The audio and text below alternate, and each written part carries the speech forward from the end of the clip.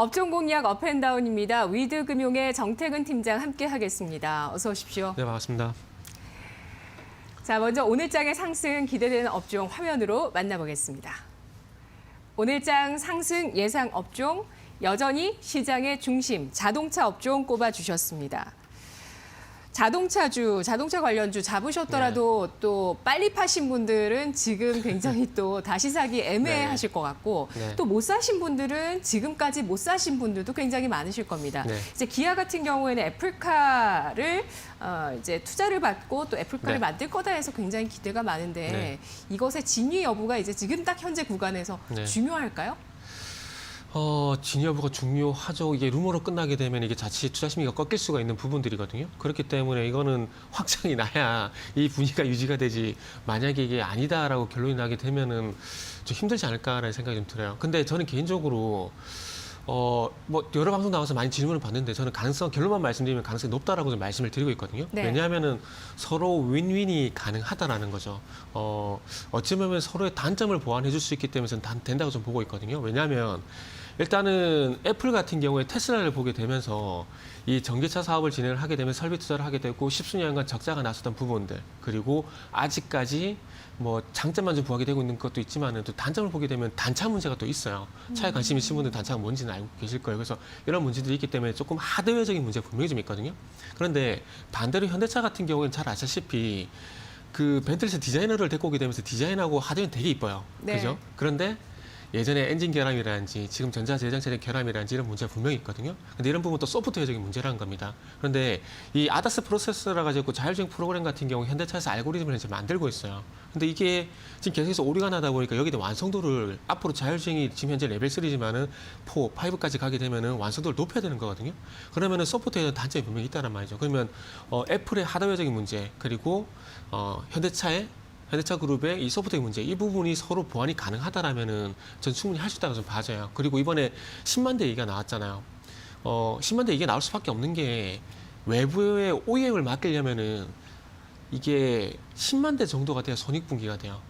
그래서 10만 대를 무조건 수주를 받아야 돼요. 그래서 그런 이해관계들이 맞물리게 되는데, 그래서 이런 그 이해관계들이 있기 때문에 일단은 어쨌든 서로 할 수밖에 없는 그런 분위기라 봐야 될 것 같고요. 서대에 질문하셨듯이 만약에 안 되면은 이거는 거의 급락으로 갈 수가 있겠죠. 네. 그렇군요. 자동차, 지금 애플카에 대한 수주 기대감, 애플카와의 협력 기대감들 때문에 지금 뭐 전반적으로 다 올랐어요. 진짜 거의 모든 업종이 많이 올랐어요. 자동차 수혜주로 지금 올라가고 있는 양상인데요. 여전히 시장의 중심이라고 볼 수 있는 점에 대해서 좀 더 근거를 들어본다면 뭐가 있을까요? 일단은 어쨌든 결국 수급이죠. 그러니까 어쨌든 시장을 움직인 주체가 외국인 기관이기 때문에 그 주체가 어디를 사느냐, 어디를 파느냐 이게 중요한 거거든요. 근데 최근에 외국인과 기관 수급을 보시면은 삼성전자 IT는 팔아요. 매도를 하는데 중요한 건 자동차 중심의 현대차 중심의 자동차는 삽니다. 그렇기 때문에 이유는 간단합니다. 매수를 한다라는 거. 그 이유 때문에 중심에 있다 봐야 될 것 같고요. 그리고 뭐 짧게 추가적인 말씀 좀 드리자면은 일단은 어쨌든 삼원강제 여러 가지 종목들이 많이 올랐거든요. 그런데 뭐 대원강업이라든지 세종공업이라든지 이런 종목들 같은 경우에 미국의 조지아 공장이 있음에도 불구하고 아직 덜 부각이 됐습니다. 그리고 이제 애플의 어떤 전기차가 좀 완성이 되게 되면 앞으로 배터리라든지 인공지능이라든지 그리고 이제 라이다 시스템 이런 부분이 들어가는데, 그래서 저는 시간차를 두고 라이다 시스템에 대해서 관심을 가져야 된다고 생각을 하고 있는데 미국 같은 경우 루미나라든지 벨로다인과 같은 나스닥에 상장된 종목들이 있어요. 그래서 혹시 서학개미이신 분들은 이쪽도 한번 관심 가져보시면 될 것 같고, 그리고 또 우리나라 같은 경우에는 최근에 LMS가 국제과제로서 라이다를 현재 진행을 하고 있거든요.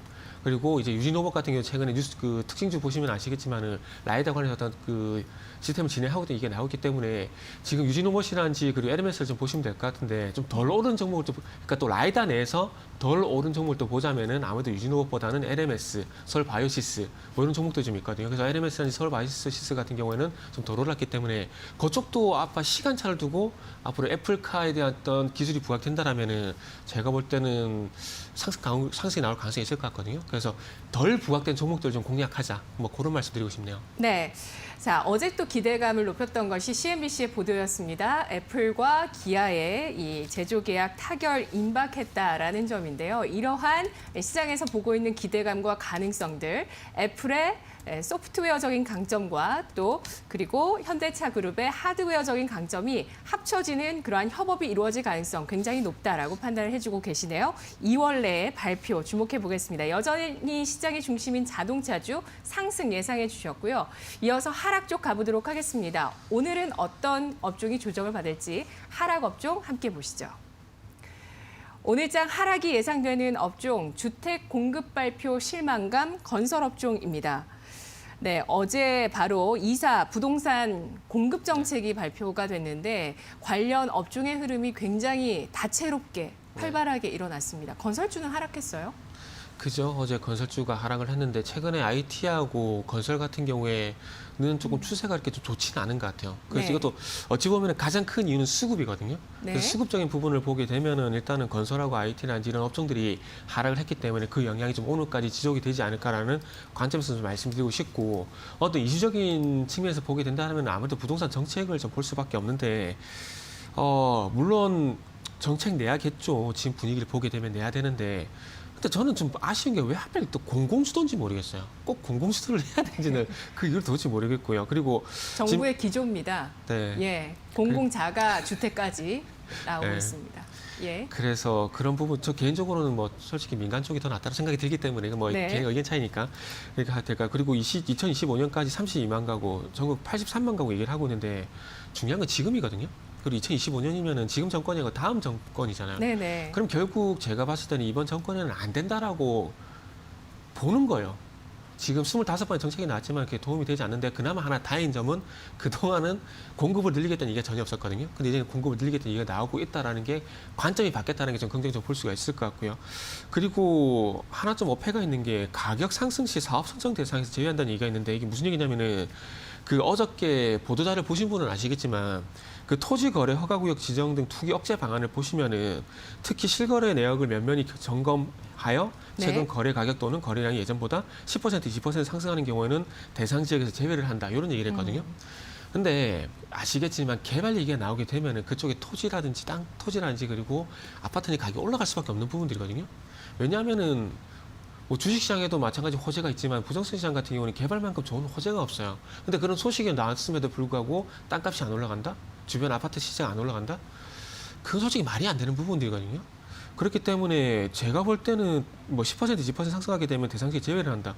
이건 제가 볼 때는 안 한다는 얘기입니다. 안 한다. 제가 볼 때는 안 한다는 얘기예요. 예. 그러니까 이게 조금 그 별로라는 생각이 들고, 그리고 정비구역 내에서 뭐 현금 청산 대상 적용 등에 대한 얘기가 있는데, 무슨 얘기냐면은 그 정비구역 내에서 어떤 조합원의 지위라든지 그리고 이 정비구역 내 어떤 개발 소식이 전해지게 되면 매수와 매도가 발생될 수밖에 없는데 거기에 대해서 제재를 가하겠다는 얘기거든요. 이게 자본주의 사회에서 맞는 얘기인지 저는 솔직히 그런 생각이 좀 들어요. 그래서 어쨌든 중요한 건 가격이 올라갈 때도 그리고 가격이 떨어질 때도 중요한 건 매수권 매도권을 맞추게 되면서 매매가 원활하게 좀 진행이 돼야 된다는 그 부분은 부정을 할 수 없는 부분입니다. 근데 네. 제가 볼 땐 그런 부분들 너무나 좀 부정을 하는 것 같아요. 그래서 정책에 대한 기대감, 그러니까 이사 부동산 대책에 대한 부분은 기대를 하지 말고요. 그러니까 기존에 있던 그 건설주에 대한 모멘텀을 좀 보시는 게 좋을 것 같아요. 예를 들면은 제가 하나만 질문 드릴게요. 그러니까 아파트 브랜드 있잖아요. 네네. 브랜드 중 어떤 브랜드 제일 좋아하세요? 저 같은 경우는 개인적인 네. 거긴 하지만 힐스테이트나 힐스테이트? 레미안 레미안? 예, 좋아합니다. 상당히 고급적인 이미지. 그렇습니다. 네. 제가 지금 솔직히 잘 의외의 대답이 나왔는데 보통 이런 질문을 하게 되면 차이? 예, 예. 차이가 제일 많이 나와요. 네네. 근데 그 왜 말씀을 드리냐면은 올해 그 아파트 분양물이 34만 호예요. 34만 호 중에서 대우건설 대우건설 프리지오가 34,000호, 그리고 GS건설 자이브랜드가 28,000호거든요. 이걸 왜 말씀드리냐면은, 그러니까 이미 분양물이 정해진 상황 속에서 국내 쪽에서 가져갈 수 있는 물량을 1위, 2위 달리고 있는 기업이 지금 현재 대우건설, GS건설이에요. 네네. 그러다 보니까 12월 달 많이 올랐거든요. 그러면 기존에 있던 그 분양 정책에 대해서 계속해서 모멘텀을 가져가게 된다면 일단은 대우건설, GS건설 볼 수밖에 없다는 거죠. 뭐 현대건설, 힐스테이트 좋은 브랜드고 삼성이 레미안도 좋은 브랜드지만은 네. 일단은 어쨌든 분양 물량이라든지 브랜드 선호도 이런 부분들을 안 볼 수가 없거든요. 그래서 그런 이유 때문에 제가 봤을 때는 GS건설도 그렇고 대우건설도 그렇고 지난 10월 달, 11월 달, 12월 달 올라갔다고 봅니다. 그러면은 올해도 어쨌든 이사 대책으로 해서 공급 방법이 쉽지 않다고 본다라면은 기존에 있는 분양 정책을 볼 수밖에 없어요.